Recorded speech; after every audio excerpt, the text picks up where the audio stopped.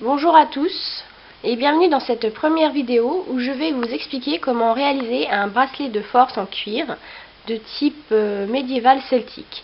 Donc pour commencer, il vous faut quelque chose pour protéger votre table des coups de cutter et des autres outils que vous allez utiliser. Il vous faut un cutter, une règle, un crayon de papier et une gomme. Et bien sûr le plus important, du cuir. Donc ceci est une chute de cuir naturel qu'on peut trouver sur les sites spécialisés sur internet pour à peu près 5 €. Celui-ci est assez épais, il y en a des moins épais, c'est à vous de voir ce qui vous convient. Donc pour le bracelet de force, j'ai réalisé ce croquis. Donc c'est le schéma qu'il vous faudra réaliser. En bas, il vous faut la longueur de l'avant-bras de la personne à qui vous voulez faire le bracelet. Et en haut, cette ligne-là, c'est la longueur du poignet. Après, la longueur du bracelet dépend de ce que vous voulez. Et c'est intéressant, on peut le finir bien sûr en ligne droite, mais il est intéressant de pouvoir le finir aussi en pointe. Ça donne un style assez sympa. J'ai réalisé un autre schéma à l'intérieur, puisque j'ai l'intention de colorer le tour de ce bracelet d'une couleur plus foncée que l'intérieur. Et à l'intérieur, je pourrais mettre des dessins que j'ai choisi de mettre. Donc voilà, maintenant j'ai découpé mon cuir et donc j'ai l'esquisse de ce que sera mon bracelet de force. Il faut prévoir sur les côtés des trous à l'emporte-pièce pour pouvoir passer les œillets et les lacer. Voilà. Alors après, l'étape suivante, le dessin. Donc pour le vrai travail du cuir, il faut énormément d'outils qui sont assez chers et qui demandent une technique quand même élevé. Donc comme ceci est un modèle débutant, on va commencer par des transferts spécial cuir. Donc c'est une plaque de plastique qui est en relief avec différents motifs. Là donc c'est des motifs celtiques. Comme ils sont en relief, il y a juste à les appliquer sur le cuir et à les gratter pour qu'ils ressortent sur le cuir. Donc pour cette plaque par exemple, vous voyez ce que ça donne. Voilà, donc on a des cœurs et des entrelacs à type celtique. Donc moi je vais choisir les chiens. Et donc on a des indications pour si on veut vraiment travailler avec des outils cuir ou rien que pour les couleurs, c'est intéressant. Donc ce qu'il faut savoir, c'est que pour travailler le cuir, il faut toujours qu'il soit humidifié. Donc pour cela, il vous faut une éponge toute simple et de l'eau. Et donc vous appliquez sur le cuir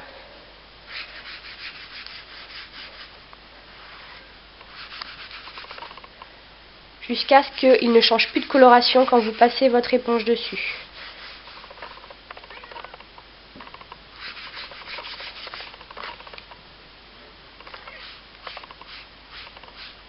Voilà. Après, pour gratter votre pochoir, il vous faut cet outil qui est un outil de travail du cuir, mais si vous n'avez pas, vous pouvez prendre une grosse cuillère ou une petite cuillère pour le grattage. Donc vous mettez la partie en relief sur votre cuir.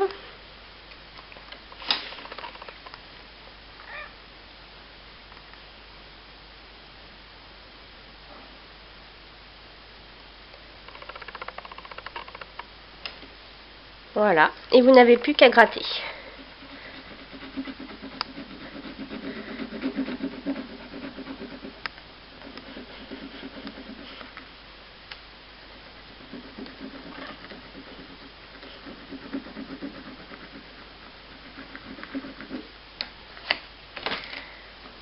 Et voilà ce que ça nous donne. Il ressort en relief. Je ne sais pas si vous voyez énormément.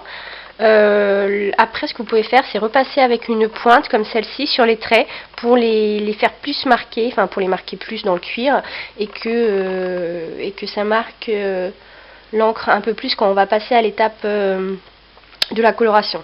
Donc là le cuir est un peu abîmé vu que c'est des chutes de cuir, ils ont des petits défauts souvent, mais une fois peint, bah ça fera une fois teint, ça fera un peu usé, un peu ça donnera du style supplémentaire à ce bracelet.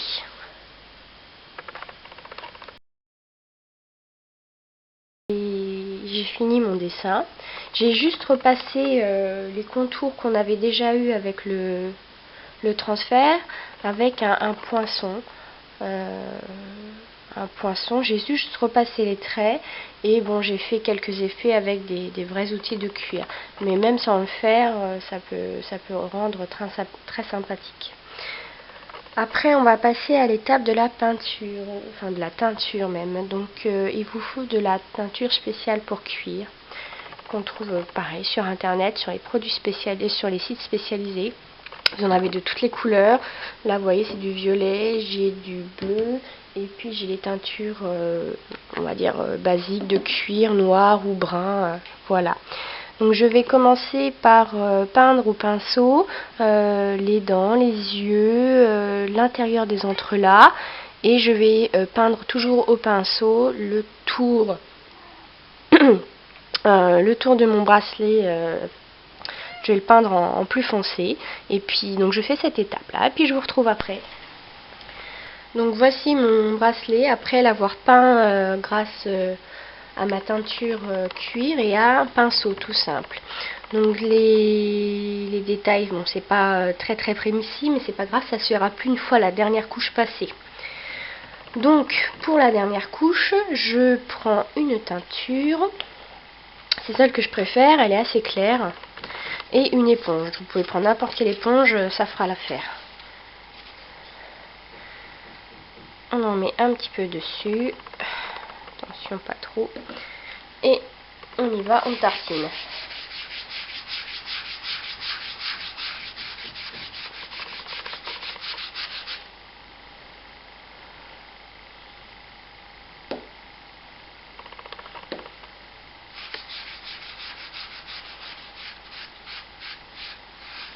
Donc vous voyez que la teinture entre dans les plis, la gravure, et fait ressortir le dessin.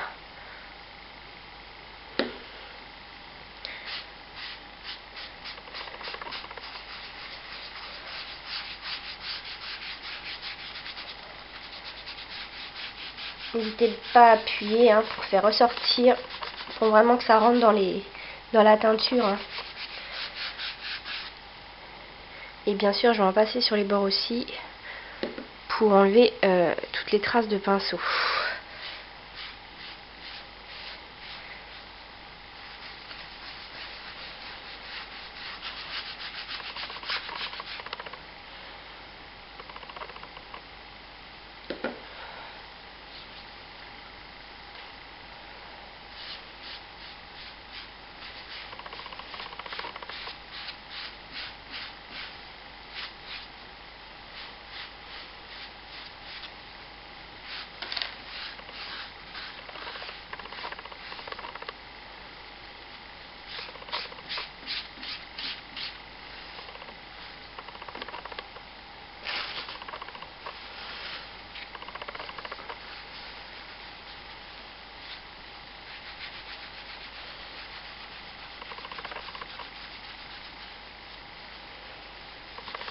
Avec un chiffon sec, vous repassez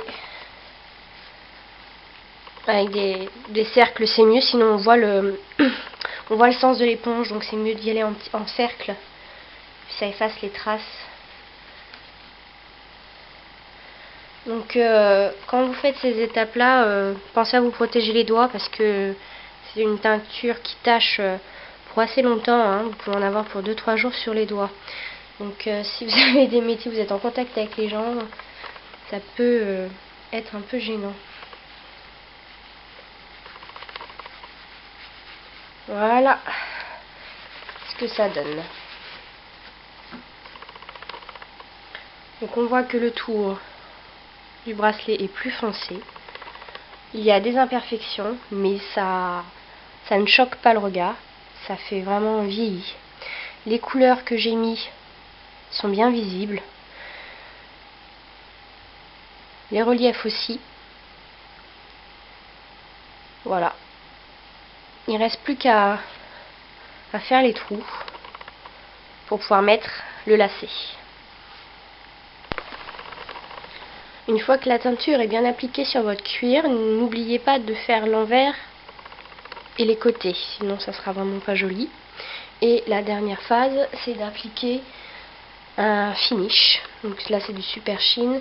C'est un genre de vernis pour le protéger, éviter les traces d'eau et de compagnie, puis ça fait briller un petit peu. Donc la même technique, hein, on prend un chiffon. Là c'est un bout de papier genre sopalin et on applique pareil en rond. N'hésitez pas à en mettre partout. Alors bien sûr ça fait on va récupérer un peu de teinture sur notre chiffon, mais ça c'est pas grave.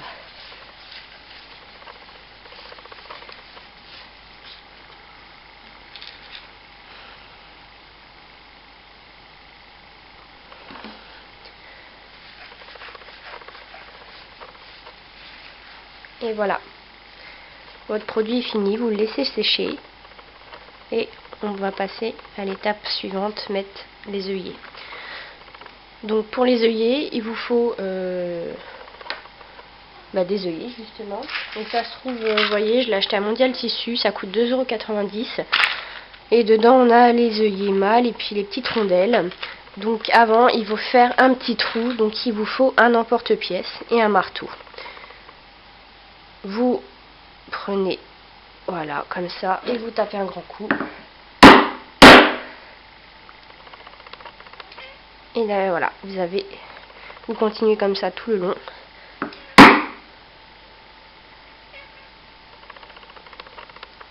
Vous en faites des deux côtés.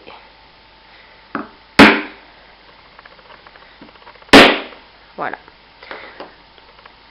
Et donc pour essayer d'être régulier hein, quand même. Pour mettre les œillets,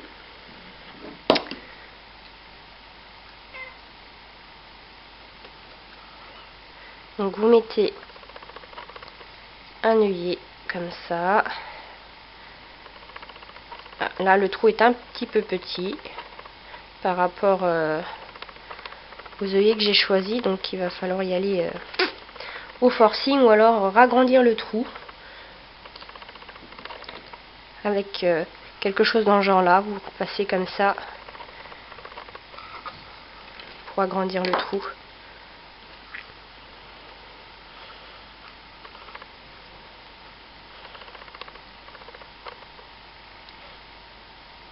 Voilà.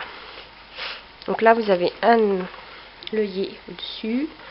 Vous mettez la rondelle de l'autre côté, comme ça. Et dans le pack de rondelles, vous avez ces petits instruments qui sont livrés avec. C'est ceux-là. Celui-là, il se met en dessous, au niveau de la rondelle. Voilà, ça se cale bien, il n'y a pas de souci. Et celui-là, il se met au-dessus. Et avec un marteau, vous tapez. Et la rondelle, le contour va s'aplatir. Et vous aurez des beaux œillets.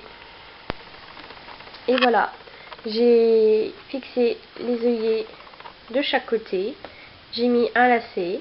Vous pouvez mettre aussi un cordon, ce que vous voulez. Et votre bracelet est terminé. Bon courage!